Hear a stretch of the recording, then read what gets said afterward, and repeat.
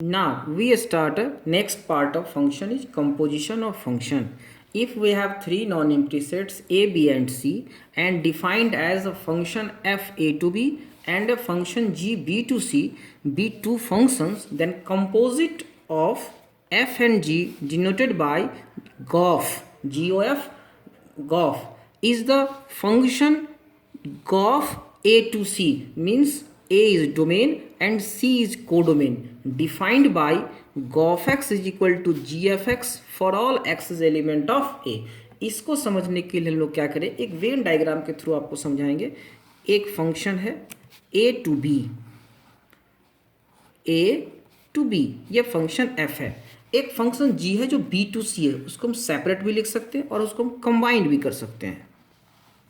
b to सी जी, तो ये दो सिस्टम अलग अलग था.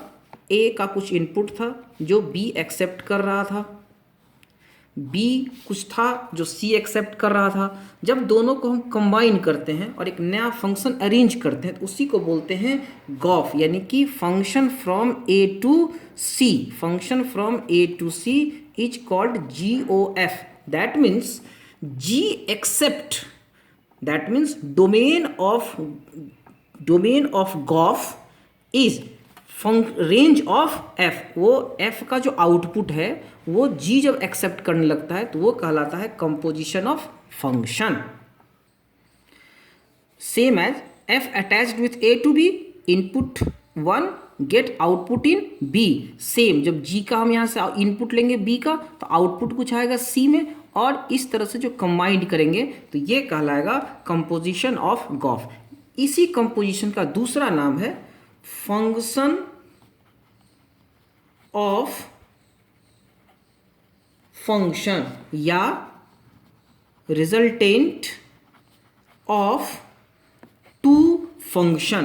कंपोजिट फंक्शन को ही एक दूसरे वर्ड में बोलते हैं फंक्शन ऑफ फंक्शन और resultant of two function.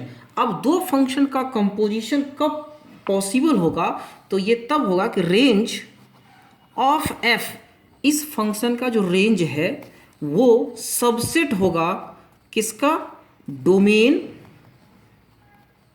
Of जी. जी का जो डोमेन है उसका सबसेट होगा रेंज ऑफ एफ, तब फंक्शन ऑफ फंक्शन या कंपोजिशन पॉसिबल होगा, अदरवाइज ये पॉसिबल नहीं होगा. For understanding the concept of composition function we take an example. एक फंक्शन है जो 1 3 4 to 1 2 5 है.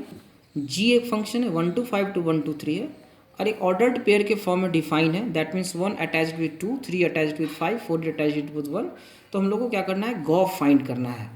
गॉफ फाइंड करने का मतलब है कि जी ऑफ एफ एक्स, तो जी ऑफ एफ एक्स का जो डोमेन होगा वो एफ का होगा डोमेन, ये एक्सेप्ट करेगा. तो जब हम x is equal to 1 put करेंगे तो ये आ जाएगा GF1.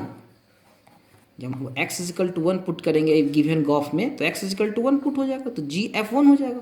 और F1 का मतलब वो F1 से किससे अटैच है, तो 2 से अटैच है, तो हो जाएगा G2. और G में 2 किससे अटैच है, तो 3. That means when we put x is equal to 1 in this composite function then we get 3. Same when you put x is equal to 3 then GF3 is equal to G. For 3 we get 5 in G5 is attached with 1 then we get 1, यानी कि जब x is equal to 3 put करेंगे तो हम लोग को मिलेगा 1. और x is equal to 4 then GF4 then G for F4 we get 1 and G for 1 we get 3. that means input is 1 3 4 and output is 3 1 3. this is the composite function for given example. Now we take a second example.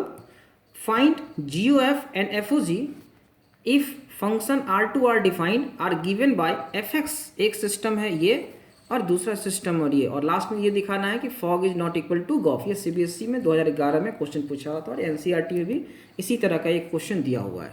तो हम लोग क्या करेंगे, simple सा दिमाग लगाएंगे, पहले fog निकालेंगे. फॉग का मतलब होता है f के अंदर gx, यानी f जो है वो आउटपुट एक्सेप्ट करेगा gx का, यानी कि हम f के अंदर gx को पुट करेंगे. तो gx क्या है, 2x - 5 है का मॉड है. तो f कैसा फंक्शन है, जो डालिएगा उस मॉड के अंदर आ जाएगा। तो यहाँ पर तो इनपुट है मॉड 2x माइनस 5, तो ये आ जाएगा mod double mod 2x minus 5, positive को पॉजिटिव क्या करना, और ये रिजल्ट आएगा mod 2x minus 5। Next gof, gof means g f x, that means gof except output of f x, यानी कि एफ एक्स। तो g f x is mod x, f x is mod x. तो g कैसा function है, जो डालेंगे उसको 2 से मल्टीप्लाई करेगा और 5 माइनस करके मॉड लगाया, यानी कि 2 मॉड एक्स माइनस 5।